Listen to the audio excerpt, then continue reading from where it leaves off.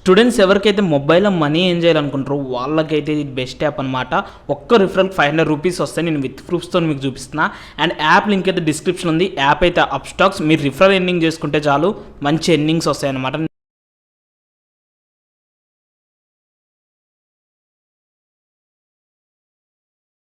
First data cleaning. So data cleaning అంటే ఏంటి?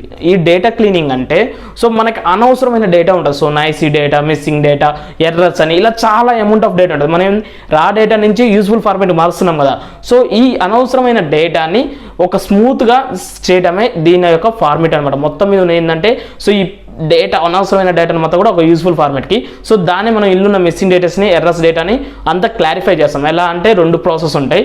ఒకటి మిస్సింగ్ డేటా ప్రాసెస్, ఇంకోటి వచ్చేసి నాయిసీ డేటా ప్రాసెస్. సో ఈ మిస్సింగ్ డేటా ప్రాసెస్లో మళ్ళీ 2 టైప్స్ ఉంటాయి.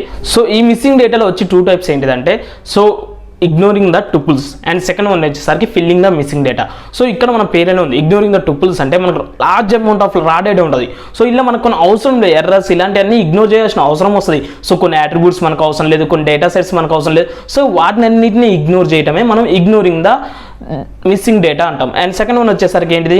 సో సెకండ్ వన్ వచ్చేసరికి filling the missing data. So filling ఏంటంటే కొన్ని వాల్యూస్ మనం ఫిల్ చేయాల్సిన అవసరం ఉంటుంది. సో అది ఎలాగంటే మీన్ వాల్యూస్ తీసుకొని అప్రాక్సిమేట్గా ఒక ప్రిడిక్ట్ చేస్తాం, కొన్ని వాల్యూస్ని ప్రిడిక్ట్ చేసి సో ఈ ఫిల్లింగ్ అనేది కంప్లీట్ చేస్తాం అనమాట. ఈ 2 ప్రాసెస్ అనేది missing data process. First one వచ్చేసి ఏంటిది? So ignoring the data. ఏదైతే అవసరం లేదో దాన్ని మాక్సిమం అవసరం లేని వరకు ఇగ్నోర్ చేస్తాం. అవసరమైన దాంట్లో కొన్నిసార్లు ఎర్రర్స్ వచ్చి మిస్ అయితే చూడండి ఆ డేటా. సో ఆ డేటాని ఎలా ఫిల్ చేస్తామంటే సో దాన్ని అప్రాక్సిమేట్గా, ఇప్పుడు ఫర్ ఎగ్జాంపుల్ నేనున్నా నా క్లాస్ మొత్తం మీద ఏజెస్ వరకు తీయాలనుకుంటున్నా. అప్పుడు ఏం చేస్తా?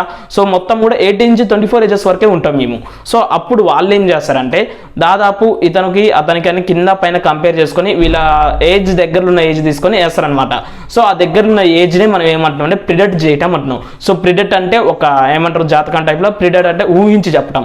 సో దీన్నే మనం మిస్సింగ్ డేటాలో 2 టైప్స్ అంటున్నాం. మన నాయిసీ డేటా ఉంది. సో ఈ నాయిసీ డేటాకి వచ్చేసరికి binding methodology, so data regression and clustering. So ఈ 3 టైప్స్ ఉన్నాయి. సో ఈ 3 టైప్స్ గురించి మాట్లాడుకుందాం. So first one binding methodology. So binding methodology ఏంటంటే సో ఇక్కడ ఉన్న డేటాను ఉంటుంది చూడండి. సో డిఫరెంట్ టైప్స్ ఉంటుంది. సో ఇంత లెంత్ అని ఉంటుంది. సో ఎంత ఫర్ ఎగ్జాంపుల్ మనం -1, -2, -3 ఇలా సర్టెన్ డేటా ఉంది, ఒక 5 to 10 వాల్యూస్ ఉన్నాయి అనుకుందాం. సో అప్పుడు అది ఏం చేస్తుంది అంటే ఈక్వల్ పార్ట్స్ చేస్తుంది. ఫస్ట్ బైండింగ్ మెథడాలజీలో దీన్ని ఒక ఈక్వల్ పార్ట్స్ చేసి దీన్ని అంటూ నెక్స్ట్ స్టెప్స్కి తీసుకుపోతుంది. అలా ఈక్వల్ పార్ట్స్ చేసి ఒక సెట్ ఆఫ్ మీన్ మెథడ్స్తో చేసిన తర్వాత అది ఎక్కడికి వెళ్తుంది అంటే డేటా రిగ్రెషన్ కాడికి వెళ్తుంది. సో డేటా రిగ్రెషన్లో ఏం జరుగుతుంది? ఇక్కడ 2 మెథడాలజీస్ ఉంటాయి. So linear regression and multiple regression. So linear రిగ్రెషన్లో ఏమవుతుంది అంటే సో ఒక వాల్యూ అనేది ఎక్కడొక్కడ మిస్ అవుతుంది చూడండి, దాన్ని కంపేర్ టు పైన ఉన్న యాట్రిబ్యూట్ లేదా కింద ఉన్న యాట్రిబ్యూట్ని బేస్ చేసుకొని దాని రిలేటెడ్గా ఉన్న యాట్రిబ్యూట్ని దాన్ని బేస్ చేసుకొని మనం అక్కడ ఒక మిస్ అయిన వాల్యూ ఇయటమే లీనియర్ రిగ్రెషన్ అంటాం. సో మరి మల్టిపుల్ రిగ్రెషన్ అంటే ఏంటంటే ఇప్పుడు మనం పేర్లో లీనియర్ అన్నాం. లీనియర్ అన్నప్పుడు ఏంటన్నా 1.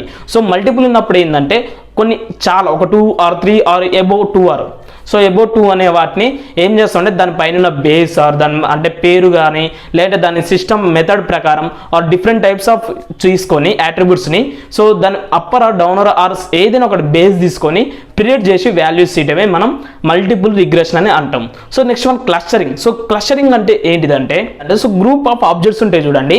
సో ఆ గ్రూప్ ఆఫ్ ఆబ్జెక్ట్స్ని కూడా కంబైన్ చేయటం అంటే ఒక సిమిలర్గా కంబైన్ చేయటమే ఈ క్లస్టరింగ్ ఒక పని అన్నమాట. సో గైస్ ఇక్కడైతే మీకు నాయిసీ డేటాలో ఉన్నాయి అర్థమైనాయి కదా. సో అవి వచ్చేసి అయితే మిస్సింగ్ డేటా అనమాట, ఇవి వచ్చేసేమో నాయిసింగ్ డేటా. సో గైస్ మీకంటూ ఇక్కడ క్లారిటీ వస్తే మనం నెక్స్ట్ ప్రాసెస్